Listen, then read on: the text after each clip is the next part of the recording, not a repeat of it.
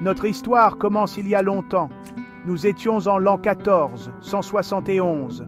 Des étrangers sont arrivés sur nos côtes, venus d'une terre lointaine, de l'autre côté de la mer. Ils sont venus sur de grands navires aux voiles blanches. C'étaient les premiers hommes blancs à poser le pied sur notre terre.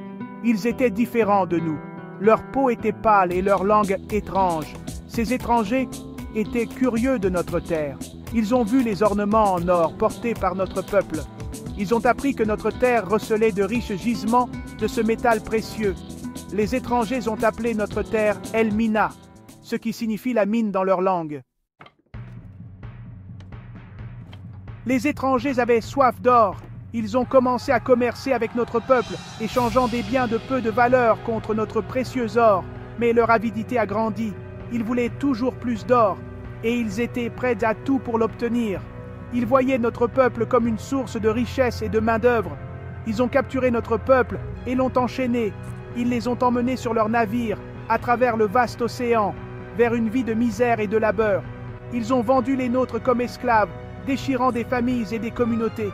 Notre terre, autrefois paisible et prospère, était vidée de ses richesses et de son peuple.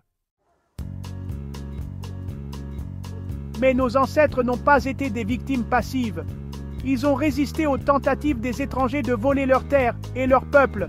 Ils se sont défendus avec courage et détermination, défendant leur maison et leur liberté.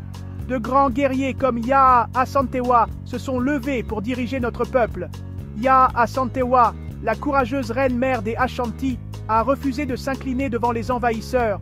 Elle a rallié son peuple et l'a mené dans une bataille féroce contre les étrangers. Bien qu'ils aient eu des fusils et des canons, nos ancêtres se sont battus avec des lances et des flèches, animés par l'amour de leur terre. De nombreuses batailles ont été menées, et de nombreuses vies ont été perdues des deux côtés. La terre était rouge du sang de nos héros. Bien que les étrangers aient finalement pris le contrôle de notre terre, ils n'ont jamais pu nous enlever notre esprit. La résistance de nos ancêtres a laissé une marque indélébile sur notre histoire. Leur bravoure nous rappelle constamment que la liberté vaut la peine de se battre pour elle. Aujourd'hui, nous nous souvenons des sacrifices consentis par nos ancêtres. Nous racontons leurs histoires à nos enfants et aux enfants de nos enfants.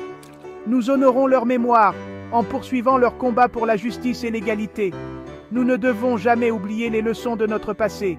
Nous devons apprendre des erreurs de ceux qui nous ont précédés et nous efforcer de construire un avenir meilleur pour les générations à venir.